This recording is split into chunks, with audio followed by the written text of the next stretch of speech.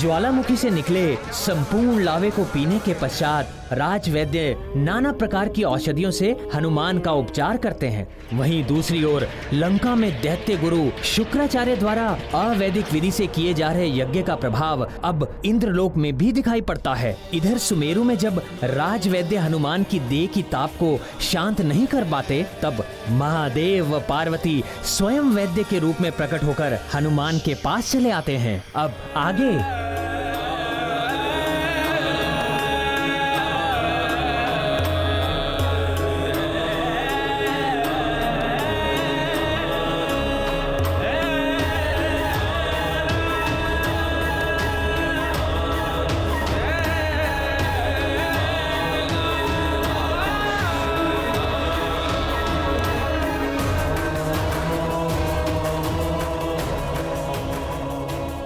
ये वैद्यराज जी तो देखे हुए से लग रहे हैं, किंतु समझ में नहीं आ रहा है कि कहाँ देखा है। दवा ही पी गए, भय नहीं लगा तुम्हें? तुम्हारे प्राण भी जा सकते थे। अब औषधि पीनी पड़ेगी तुम्हें। वैद्यराज जी, आप जैसी भी औषधि देंगे, मीठी या कड़वी, मैं पी लूंगा। मुझे इस दशा में देखकर माँ को कष्ट हो रहा है और पिताश्री भी व्याकुल हैं। उनकी व्याकुलता समाप्त कर दीजिए बस। अपने माता पिता की व्याकुलता दूर करना है।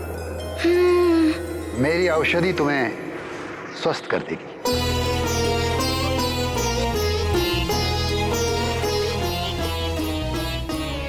किंतु उसके पूर्व मुझे वचन दो कि सदैव अपने माता पिता की बात मानोगे।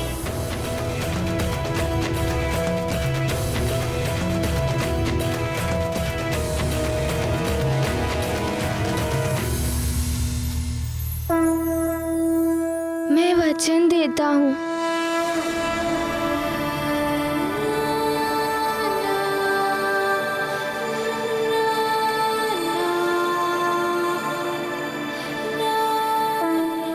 लेट जाओ बालक। महाबली हनुमत की रुचिकर लीला राम भगत की। जय जय जय रघुनंदन राम, जय जय जय महाबली हनुमान। मूल ने हर लिया अंश का ताप, जटा के जल से करते उपचार। अद्भुत लीला शिव शक्ति की, हर लिया अंश का सब विकार। मात और पिता है भावुक, देख कर हनुमान आगत ताप। हनुमान है अब ताप रहित, रहे निरोगी अंजन पुत्र का शरीर। ये गाथा महाबली हनुमत की, रुचिकर लीला राम भगत की। जय जय जय रघुनंदन राम, जय जय जय महाबली हनुमान।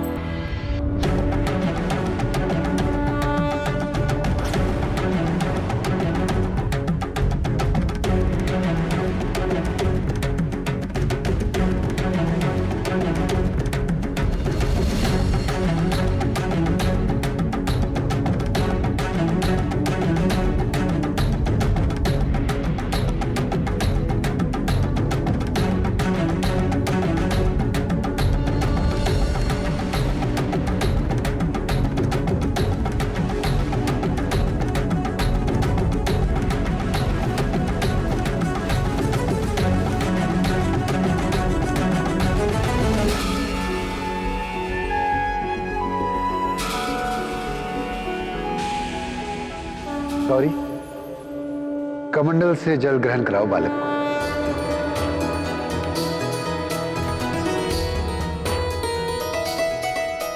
ग्रहण करो इसे।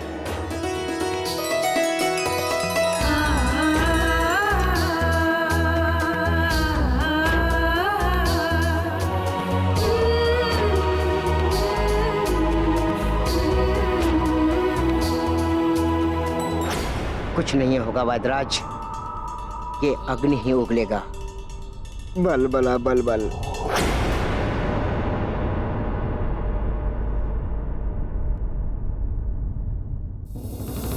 बच लो अतिबल, कहीं तुम ही न फंस जाओ। कहीं तुम्हें ही अग्नि लग गई तो।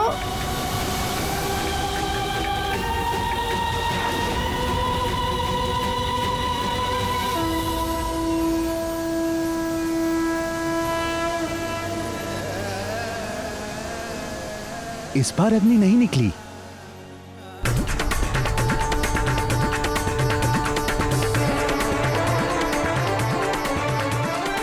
अग्नि बुझ गई, देह का ताप शांत हो गया। ताप शांत हो गया। मित्र हनुमान, तुम तो स्वस्थ हो रहे हो।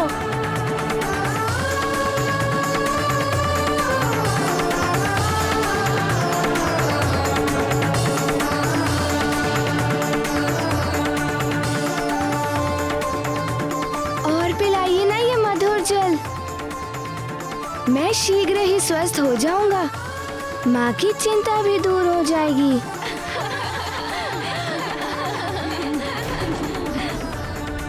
और नहीं, अति औषधि की हो, भोजन की हो, प्रेम की हो, शत्रुता की हो, ज्ञान की हो या किसी अन्य वस्तु की हो, अति सदैव क्षति का कारण बनती है। यदि एक घूंट में तुम स्वस्थ हो सकते हो, उससे अधिक जितनी भी औषधि तुम पी जाओगे वो व्यर्थ तो जाएगी और उससे तुम्हें हानि भी हो सकती है। इसलिए सदैव उचित मात्रा का ध्यान रखो। मैं समझ गया। मैंने भी अधिक मात्रा में लावा पी लिया था।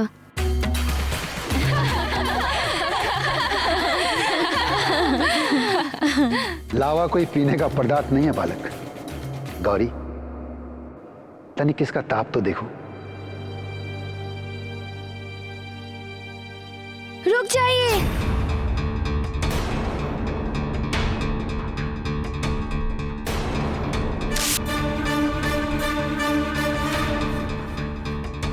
माँ ने भी मुझे छुआ था,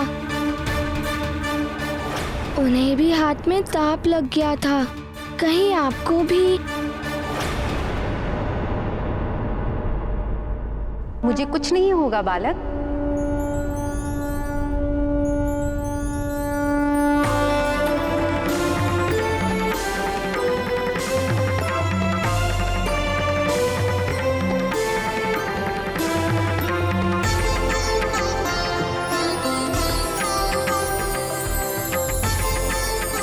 मुझे कुछ नहीं हुआ ना? अब तुमने जो अपनी माँ को शपथ दी थी कि मुझे मत छूना, वो शपथ तोड़ दो।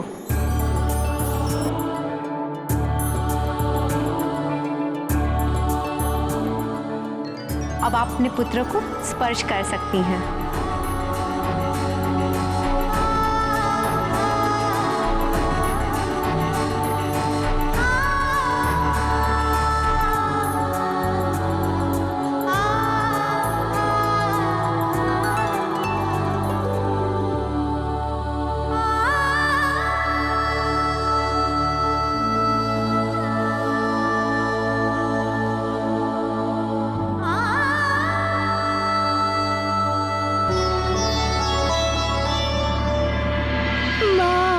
आपको कब से गले लगाना चाहता था।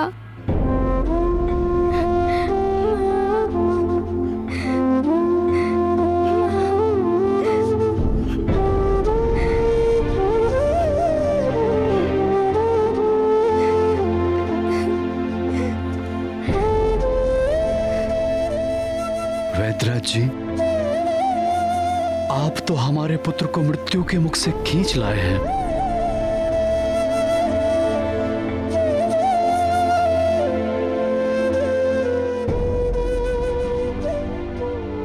भगवान बनकर आए हैं आप हमारे लिए। अब बालक को विश्राम की आवश्यकता है, इसे सोने दीजिए। प्रातः तक ये पूर्णतया स्वस्थ हो जाएगा। आपके लिए हम जो भी कर सकें वो कम होगा वैद्यराज जी। कृपया आज्ञा दें, हम क्या शुल्क देके आपको संतुष्ट कर सकते हैं? शुल्क भविष्य में कभी मांग लेंगे। अब हमें आज्ञा दीजिए। वैद्य जी, आपने हमारे हनुमान को जीवन दान देकर हमें भी नया जीवन दान दिया है। आपके शुल्क के लिए मैं अपने पल्लू में गांठ बांध लेती हूँ। जब भी आप कहेंगे, जो भी आप कहेंगे, यदि वो हमारे सामर्थ्य में हुआ तो हम आपको अवश्य वो शुल्क देंगे। आपका कल्याण हो।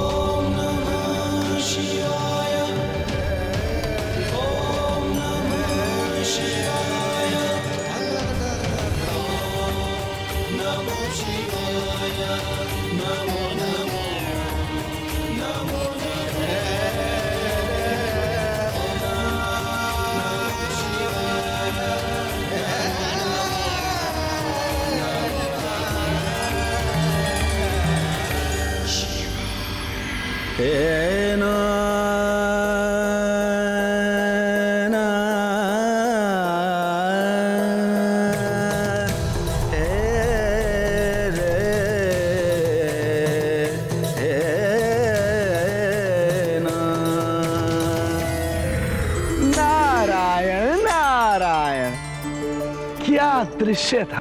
आहा, रुद्रांश को स्वयं रुद्र अपनी जटाओं में बसी गंगा से स्नान करा रहे थे। देवर्षि, पुण्य सलीला गंगा तो दैहिक, दैविक और भौतिक तीनों तापों का हरण करने वाली है। हनुमान का ताप तो समाप्त होना ही था ना। और देवर्षि, आपने देखा नहीं, आज तो महादेव हनुमान को स्नान करा के ऐसे आनंदित हो रहे थे जैसे स्वयं पिता अपने पुत्र को स्नान करा के आनंदित होता है। हाँ प्रभु, पहले स्नान कराया, फिर माता महेश्वरी ने कमंडल से अमृत पान कराया। हनुमान, तुम्हारे जैसे भाग्य तो किसी के नहीं है। नारायण नारायण। माँ, वो दोनों मुझे देखे देखे से लग रहे थे और उन्होंने जो मुझे जल पिलाया वैसा तो मैंने आज तक नहीं पिया है। औषधि होगी पुत्र। माँ, वो शहद जैसा मीठा था, किंतु उन्हें कैसे ज्ञात हुआ कि मैंने आपको शपथ दी थी ना छूने के लिए।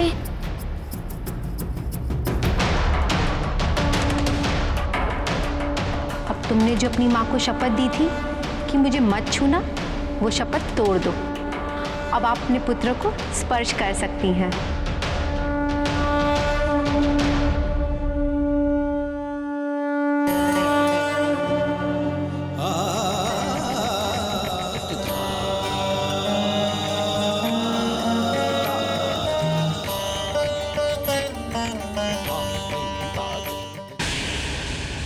ओम कुज्जकु प्रभोवपि त्वं मंगल परिगद्यसे अमंगलम निहत्याशु सर्वदा यच्छ मंगलम स्वाहा स्वाहा।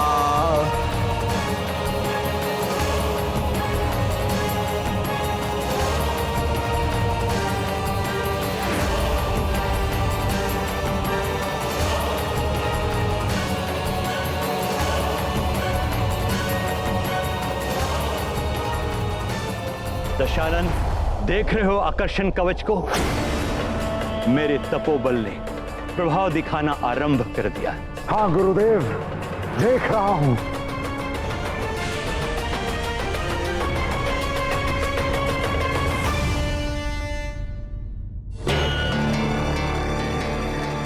देवराजेंद्र, हमारी सेना युद्ध के लिए तत्पर है। मात्र युद्ध नहीं है ये सेनापति कार्तिकेय। आज हमारी सेना को हमारा कर्तव्य पुकार रहा है। आज हमारे वीरों को श्रेष्ठ पराक्रम और अद्भुत शौर्य दिखाना है। यदि हमें सृष्टि की रक्षा करनी है तो हर स्थिति में लंकेश रावण के इस यज्ञ का विध्वंस करना होगा। यदि रावण इस यज्ञ में सफल हो गया तो ना केवल उसकी शक्तियां कई गुना बढ़ जाएगी, वरन वो हर किसी से अवध्य भी हो जाएगा, जिसके पश्चात समस्त सृष्टि असुरों के आतंक और अत्याचार से त्राहिमाम कर उठेगी। तीनों लोक पर असुरों का आतंक होगा। इसीलिए इस यज्ञ का विध्वंस होना अति आवश्यक है। जी देवराज, हमारी सेना किसी भी कठिन चुनौती से निपटने के लिए तत्पर है। केवल आपके आदेश की प्रतीक्षा है देवराज इंद्र। प्रणाम महाराज। प्रजाजनों, आपको ये जान के प्रसन्नता होगी कि आपके युवराज हनुमान सकुशल हैं। उनका ताप अब पूर्णतः शांत हो चुका है।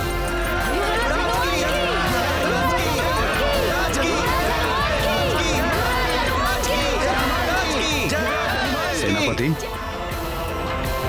इन वैदराज को तो कभी देखा ही नहीं अपने नगर में। पता नहीं कहां से आए थे। हाँ महाराज, हमें आग्रह करना चाहिए कि वे हमारे नगर में ही बस जाएं। प्रणाम महाराज। महाराज, मैं भी उनसे यही आग्रह करने के लिए बाहर गया था, किंतु वे कहीं दिखाई ही नहीं दिए। मुझे तो लगता है ईश्वर स्वयं आए थे मेरे पुत्र का उपचार करने। हे महादेव, हे कृपा निधान, आपको कोटि कोटि नमन।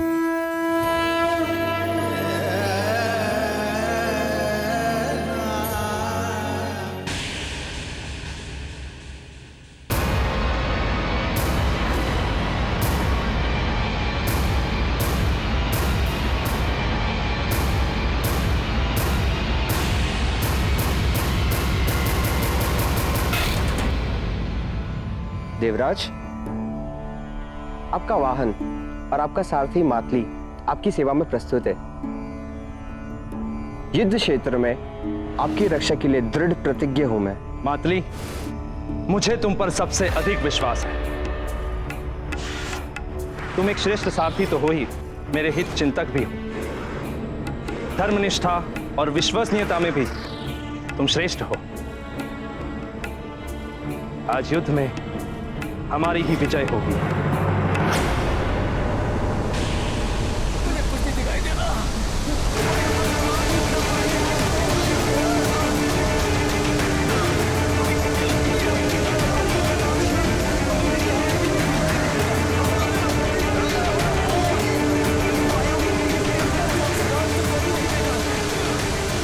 ये अकस्मात क्या हो रहा है? कुछ दिखाई भी नहीं दे रहा है। वायु भी बहुत तीव्र हो गई है। ये कैसा अलौकिक प्रकाश है? मुझे कुछ दिखाई भी नहीं दे रहा है। ब्रह्मदेव, अब मैं देखता हूँ नर और वानर मेरा क्या बिगाड़ लेते हैं। रुक जाओ देवराज इंद्र।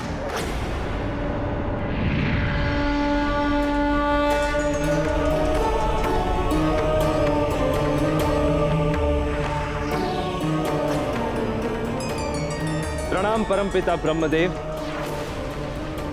किंतु आप मुझे रावण का यज्ञ विध्वंस करने से क्यों रोक रहे हैं? देवराज, वो प्रयास करना ही व्यर्थ है जिसका असफल हो जाना निश्चित है। पराजय तो मिलेगी ही, हास्य के पात्र भी बनेंगे आप। रावण ने घोर तपस्या करके मुझसे वर मांगा था कि देवताओं से अवध्य रहेंगे, और मेरा वरदान कभी निष्फल नहीं होता।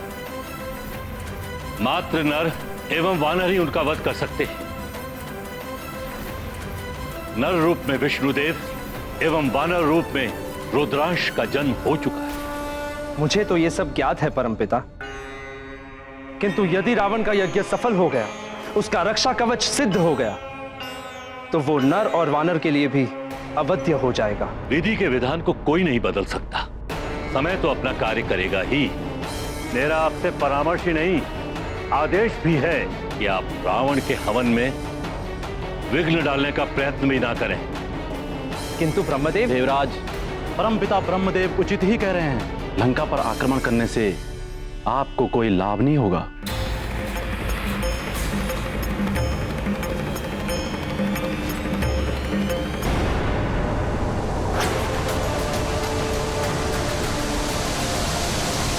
लंकेश, सिद्ध हो गया यह कवच। प्रसन्न हुए हम।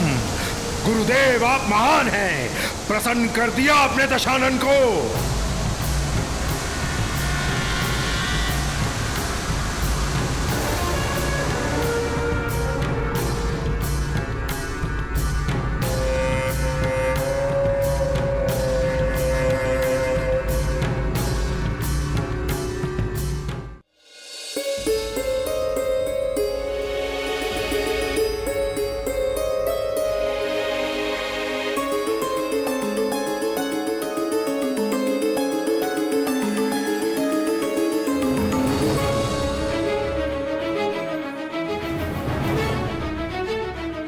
अरे हनुमान कहाँ चला गया?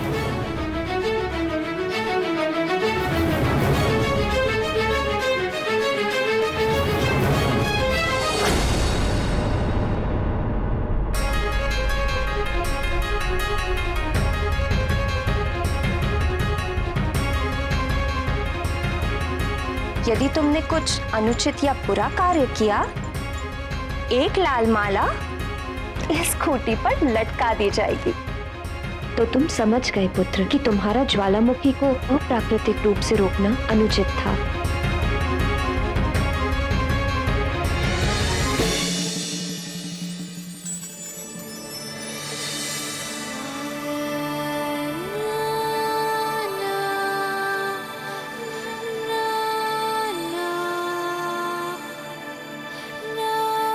मुझे क्षमा कर दीजिए माँ, मुझसे बड़ी भूल हो गई। ये देखिए माँ, मैंने भूल स्वीकार करने वाली लाल माला खूंटी पर टांग दी है।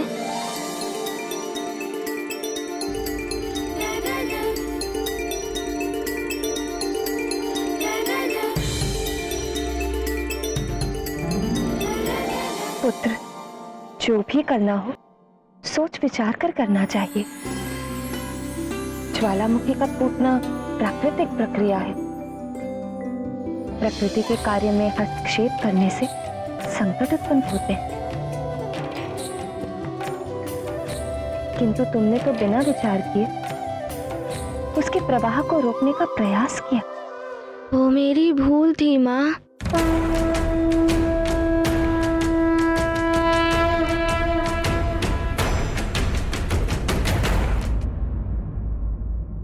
ध्यान रखना पुत्र, भविष्य में तुम्हारा कोई भी मित्र कहे या कोई और अपने वरदानों की शक्ति का प्रयोग तब तक मत करना जब तक सच में उसकी आवश्यकता ना हो।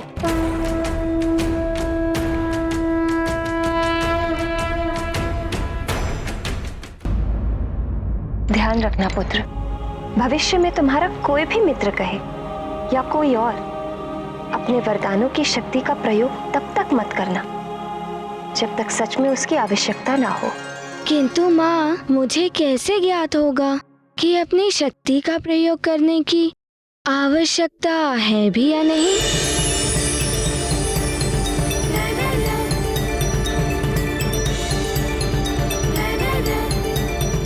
आओ, मैं बताती हूँ।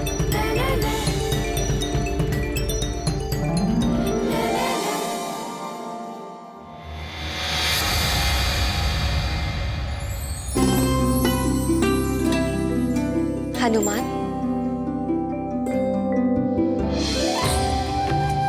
ये शाक देख रहे हो पुत्र, इसे चाकू से ही काटा जाना चाहिए, ना कि तलवार से। अर्थात शाक की आवश्यकता चाकू से पूरी होती है, ना कि तलवार से।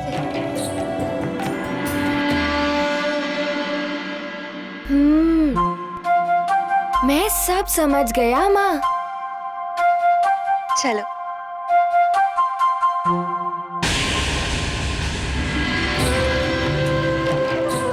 ये चूल्हा देख रहे हो पुत्र, इसमें उतनी ही आंच रखी जाती है जितने में भोजन पक जाए। अधिक लकड़ी जलाई जाने से भोजन जल भी सकता है, और यदि कम लकड़ी जलाई गई तो भोजन पकेगा ही नहीं।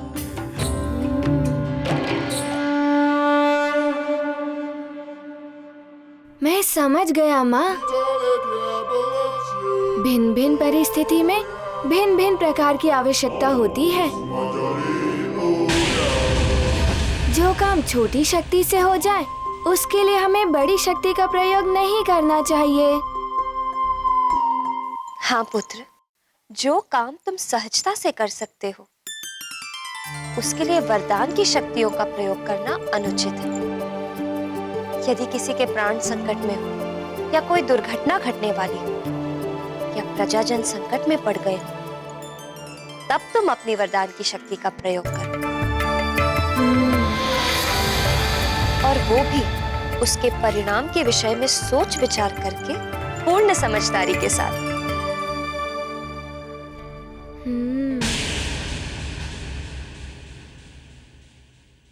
मैं अब ऐसा ही करूंगा माँ।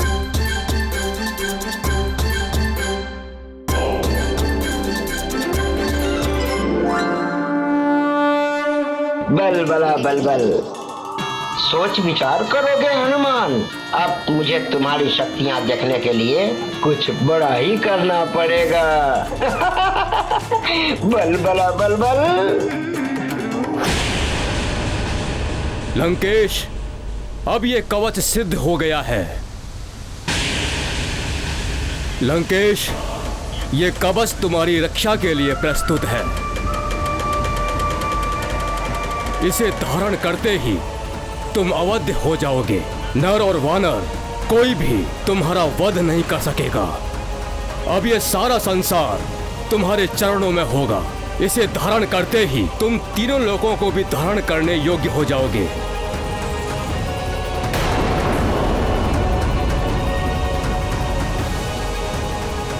धारण करो इसे लंकेश।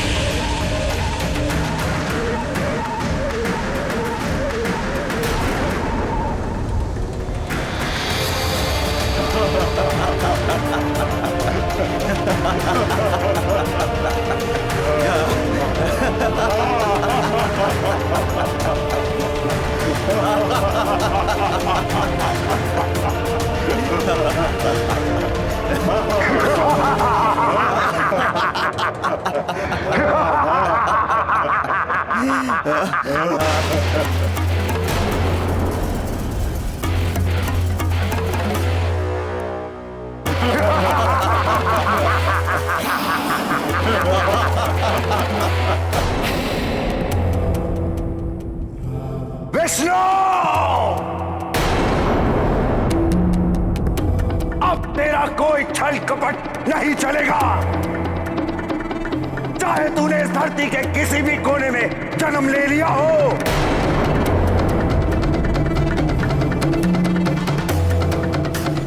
चाहे तुम सारे देवता मिलकर उस तुच्छ वानर बालक को जितनी चाहे शक्तियां दे दो, अब मेरा कोई आयत नहीं कर सकता। मैं अजय हूं, अपराजय हूं, अवध्य हूं मैं। मुझे कोई परास्त नहीं कर सकता। सुना तूने विष्णु? मुझे कोई परास्त नहीं कर सकता।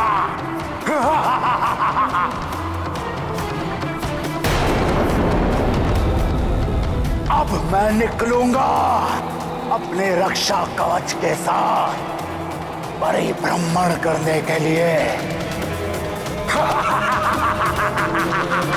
दशानन रावण की जय, दशानन रावण की जय, लंकेश रावण की जय।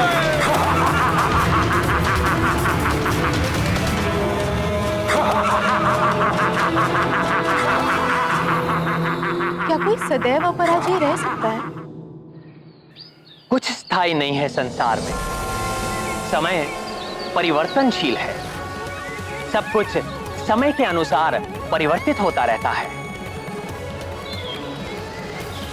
किंतु हाँ, भक्ति कभी परिवर्तित नहीं होती। भक्ति से आंतरिक शक्ति प्रबल होती है। वो शक्ति आत्म त्याग के लिए प्रेरित करती है। और जब मनुष्य सच्चा आत्म त्याग करता है, तभी उसकी आत्मा ईश्वर के प्रति पूर्णतः रूप से समर्पित हो पाती है। किंतु स्वामी, आत्मत्याग बहुत ही कठिन साधना के द्वारा ही संभव होती है। हाँ मित्रविंदा, किंतु जिसने ये कठिन साधना कर ली, उसे ना तो मृत्यु का भय रहता है और ना ही स्वर्ग के सुख की कामना। अजय हो जाता है वो। उसकी देह तो पराजित हो सकती है, किंतु आत्मा नहीं। इसीलिए रावण या अन्य मनुष्यों की भांति भय, वासना और लालच के नाम पर बाहरी सुरक्षा कवच ढूंढने के स्थान पर आंतरिक सुरक्षा कवच की सिद्धि करनी चाहिए, जो आत्मा को सुरक्षित करती है। और उसकी सिद्धि तभी होती है जब आत्मा भक्ति भाव के साथ परमात्मा के प्रति पूर्ण रूप से समर्पित हो जाती है। अरे वाह, इतने सुंदर उपहार, नए नए अंग वस्त्र, नए आभूषण।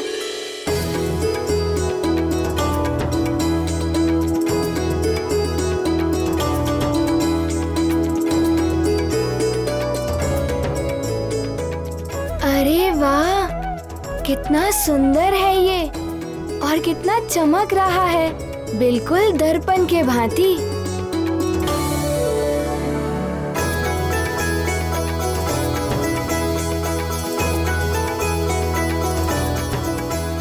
माँ, ये कितना सुंदर है, मुझे बहुत अच्छा लगा। माँ, मैं इसे अभी पहन लूं? अभी नहीं पुत्र, समय है अभी। पहले तुम्हारा राज तिलक होगा, तुम युवराज बनोगे तब। नानी, युवराज तो मैं अभी भी हूँ ही ना।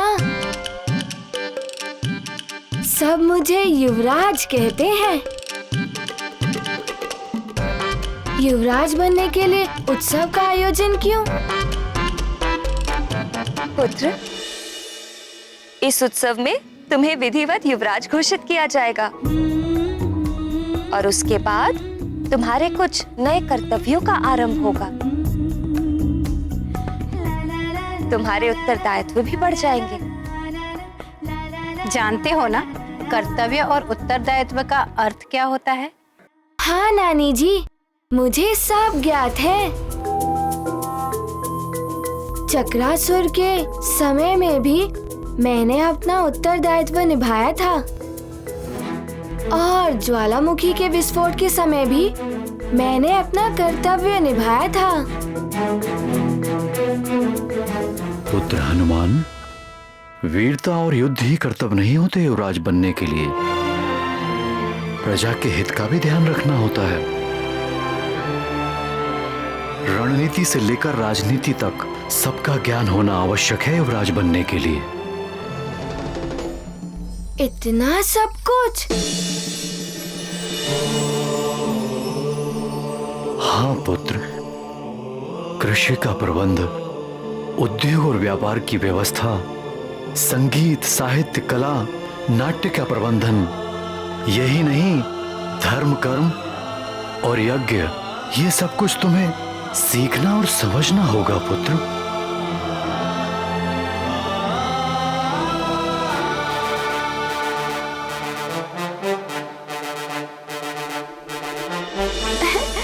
इतना सब कुछ? हाँ पुत्र, अपने आचरण और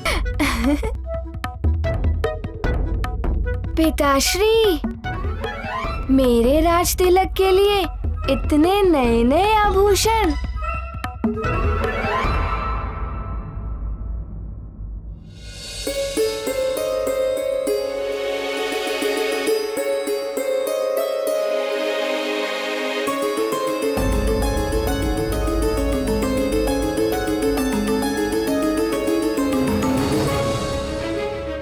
अंजना, इतनी उदास क्यों हो? संस्कार, समझ और अनुभव कोई औषधि नहीं है जो घोलकर पिला दी और बालक को ज्ञान प्राप्त हो गया। हमें निरंतर प्रयास करना होगा और देखना हमारा हनुमान शीघ्र ही सब कुछ सीख जाएगा। माँ, मैं ये सब अपने मित्रों को दिखाऊं? उत्सव में तो सब देख ही लेंगे ना।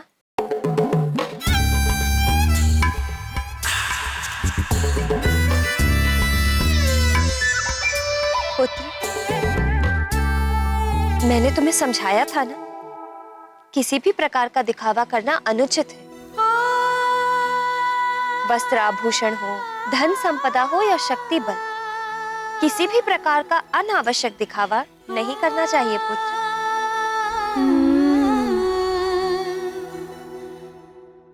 मैं सब समझ गया माँ। और मुझे ये भी स्मरण है कि अपनी वरदानी शक्ति का प्रयोग तभी करना चाहिए जब सच में उनकी आवश्यकता हो।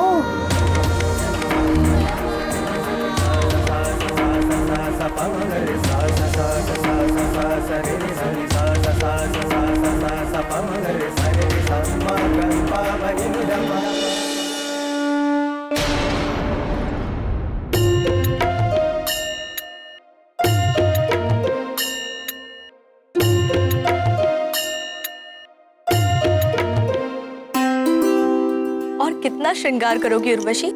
होना तो वही है जो नित्य होता है। हम नृत्य करेंगे, देवराज इंद्र कुछ प्रशंसा के बोल बोलेंगे, बस। रंभा, आज उर्वशी देवराज इंद्र को अपने सौंदर्य और नृत्य से मंत्र मुक्त करने वाली है। देवियों, देवराज इंद्र ने सूचना भिजवाई है कि आज दरबार में होने वाला नृत्य स्थगित किया जाता है।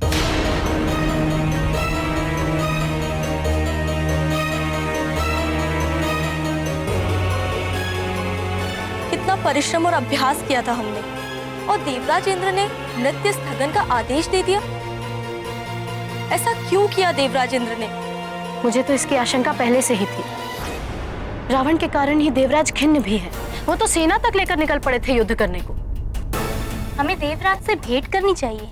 नहीं चित्रा, इस समय उनसे नृत्य आदि की बात करना अनुचित होगा। स्वर्ग की महारानी शची पधार रही हैं।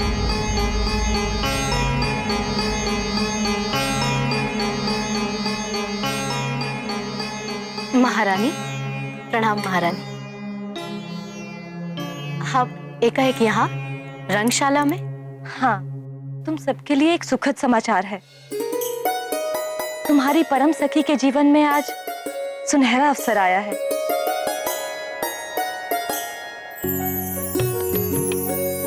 आप किस सखी की बात कर रही हैं महारानी?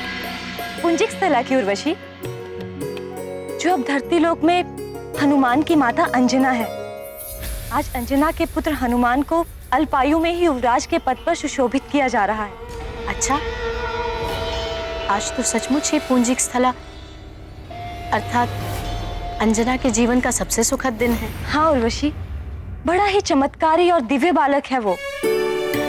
और अंजना भी संसार की श्रेष्ठ माताओं की गणना में आ चुकी है। चलो अच्छा ही है, पृथ्वी पर जाकर ही सही कुछ तो श्रेष्ठता मिली उसे, अन्यथा स्वर्ग में तो वो एक साधारण अप्सरा थी। क्यों उर्वशी, तुम्हें ईर्ष्या हो रही है? मुझे क्यों ईर्ष्या होगी महारानी? स्वर्ग के सुख पृथ्वी पर कहाँ? अच्छा सुनो, सुमेरु से स्वर्ग में भी निमंत्रण आया है, तो हमने सोचा वो तुम्हारी सखी है, तुम सब चली जाओ वहां, उससे मिल भी लोगी और हमारी ओर से उसे उपहार भी दे देना। यदि आप और देवराज चाहते हैं तो हम अवश्य जाएंगी वहां।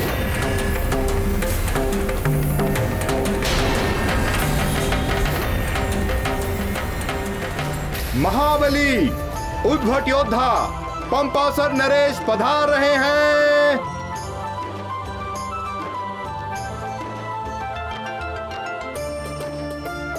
प्रणाम ऋषिवर। आयुष्मान भव। आपका स्वागत है। देवगुरु बृहस्पति पधार रहे हैं। पितामह, आपका स्वागत है।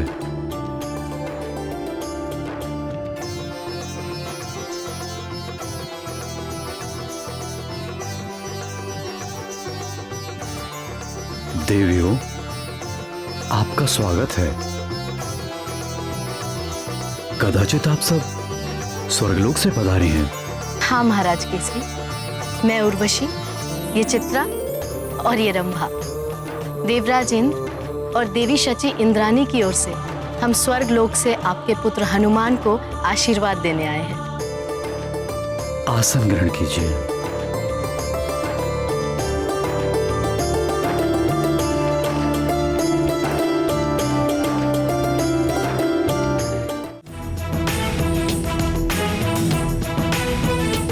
महाराज केसरी की जय, युवराज हनुमान की जय, युवराज हनुमान की जय, युवराज हनुमान की जय, अंजनी पुत्र हनुमान जी की जय, पवन पुत्र हनुमान की जय, पवन पुत्र हनुमान की जय, पवन पुत्र हनुमान की जय।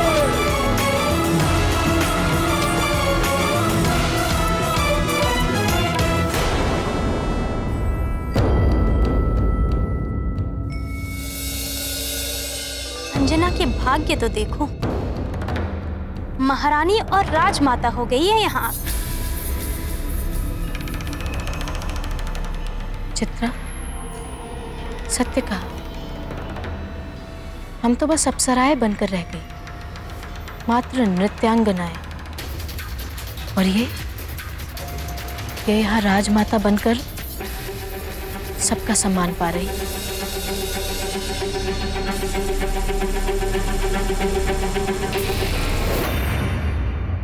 अब हमें विधान आराम करना चाहिए।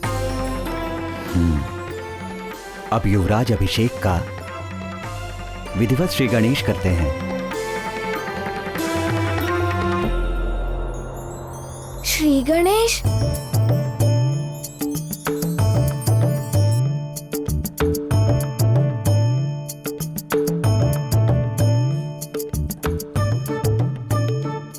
पुरोहित जी, ये श्री गणेश क्या होता है?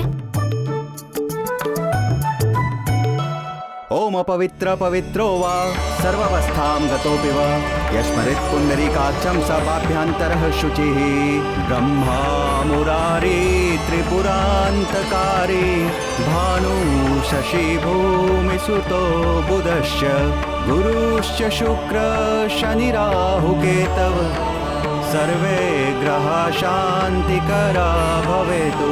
सर्वमंगलमांगल्ये शिवे सर्वार्थ साधिके शरण्ये त्र्यंबके गौरी नारायणी नमोस्तुते। ओम दुग्धं समर्पयामि, ओम घृतं समर्पयामि, ओम तिलं समर्पयामि, ओम पुष्पं समर्पयामि।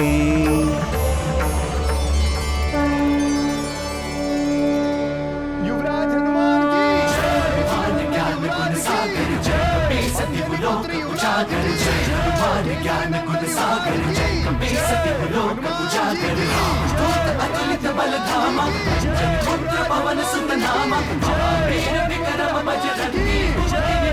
अब हनुमान युवराज पद की शपथ ग्रहण करेंगे। हनुमान पुत्र, राजपुरोहित जी जो तुम्हें कहे तुम्हें वही दोहराना है। मैं समझ गया माँ।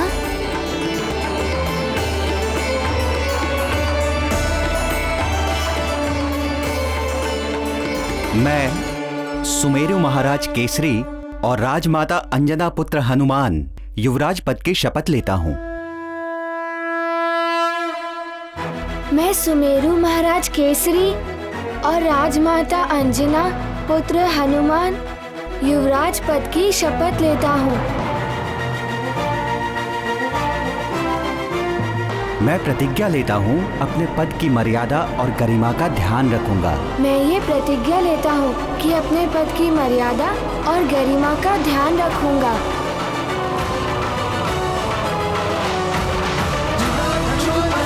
तुम्हारा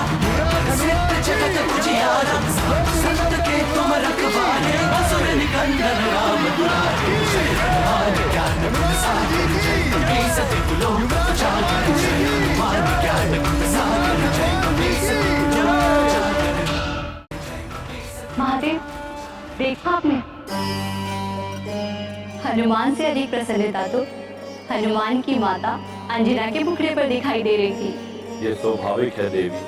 पुत्र की हर उपलब्धि पर सबसे अधिक प्रसन्नता तो माँ को ही होती है। युवराज, अब आसन ग्रहण कीजिए। जी।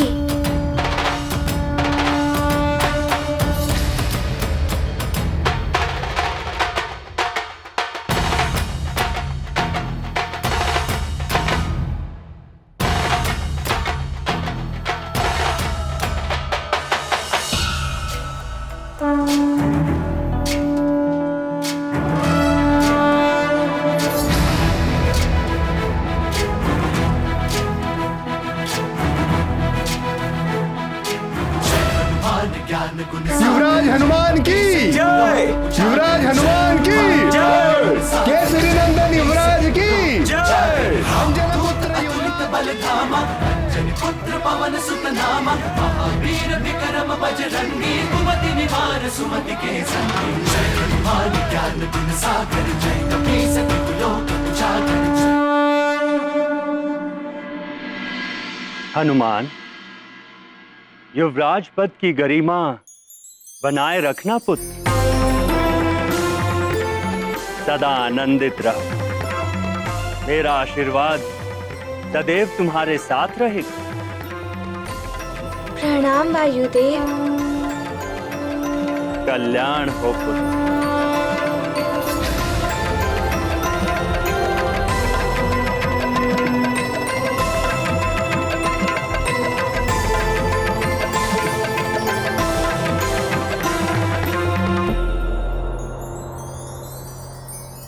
देवी अंजना, महाराज केसरी, आप दोनों को भी बहुत शुभकामनाएं। प्रणाम।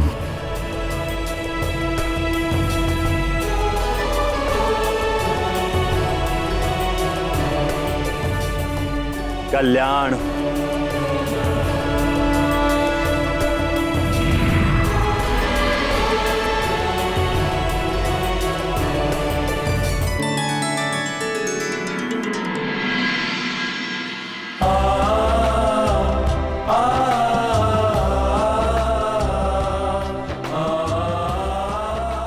प्रणाम सुग्रीव भैया। हनुमान, ये किष्किंधा और सुमेरु की मैत्री की प्रतीक स्वरूप मुद्रा है, इसे स्वीकार करो।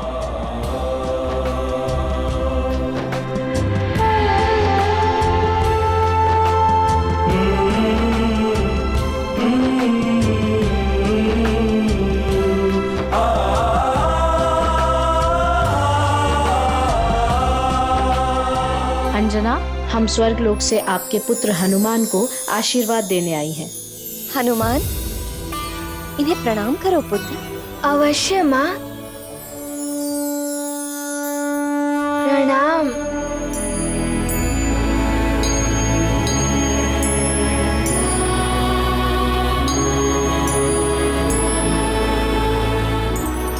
इन्हें भेंट दो पुत्र।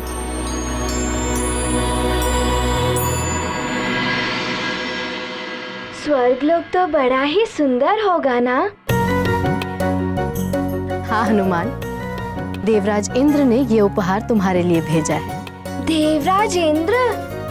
वो श्वेत गजराज वाले?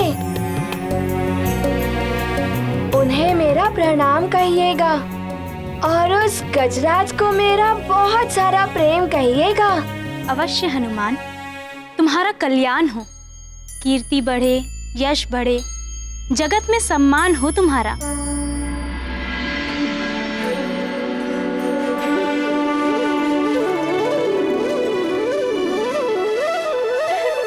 चलो चलो, हम उपहार देते हैं मित्र हनुमान को। हाँ चलो चलो।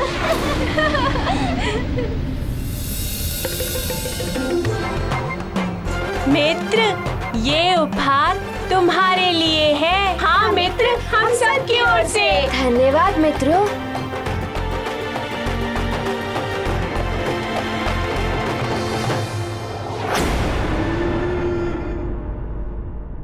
और ये उपहार तुम सब के लिए। धन्यवाद मित्र।